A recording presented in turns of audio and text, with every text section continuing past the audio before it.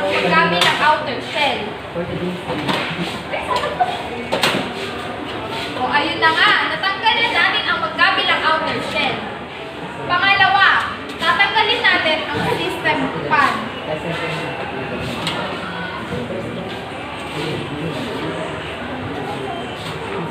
At eto na nga po, natanggalan namin ang system pan. Pangatlo, tatanggalin natin ang CPU pan. Kailangan natin pihitin pakanan upang matanggal natin ito. At eto na ang CPU pan, natanggal na namin. Kailangan natin tanggalin ang power supply. Para matanggal natin ito, tatanggalin natin ang mga tornilyong nakalagay sa bawat butas.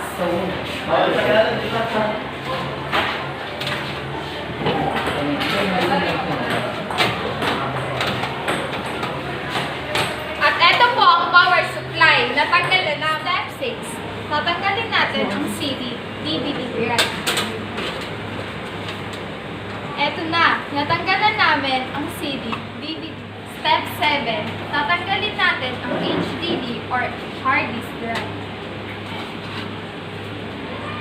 Eto na. Natanggal na namin. Step 8. Tatanggalin na natin ang memory RAM.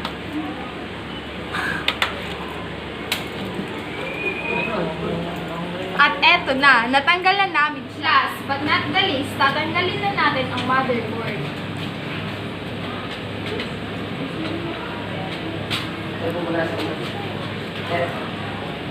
Eto na ang motherboard kung saan nakapaloob lahat ng mga saksakan ng mga iba't ibang components ng computer.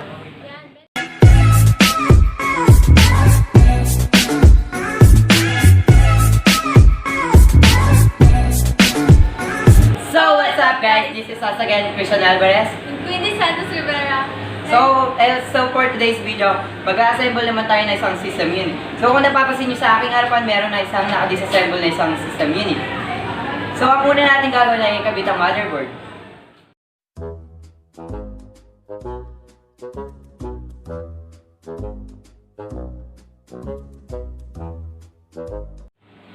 So, naikabit na nga namin ang motherboard. Kung napapansin nyo, naikabit na nga namin siya. Ayan na. Second step, ang memory RAM.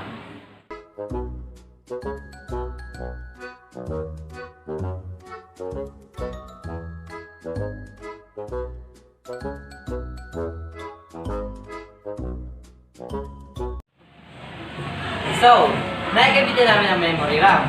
Ito siya. Ang susunod naman natin ikakabit ay ang Hard disk drive.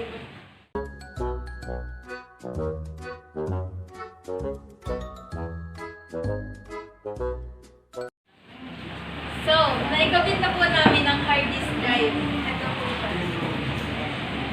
Ang susunod po namin na ikakabit ay DVD drive.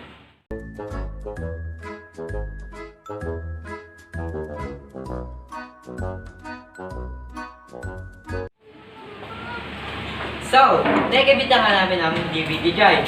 Napapansin nyo, ito siya. Ang susunod naman ulit natin ikakabit ay ang power supply.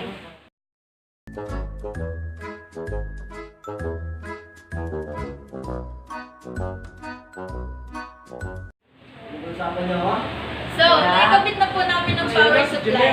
So, kung napapansin nyo, ito siya. Ang susunod naman natin ilalagay ang CPU pan.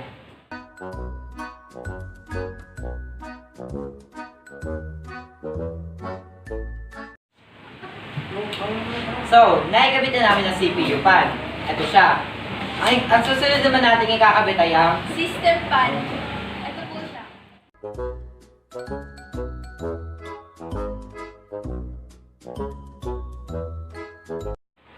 So, naikabit na namin ang system pan. Ito siya.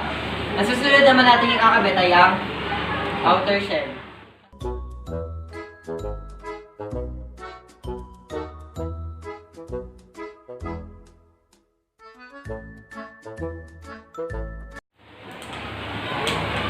Don't forget to subscribe!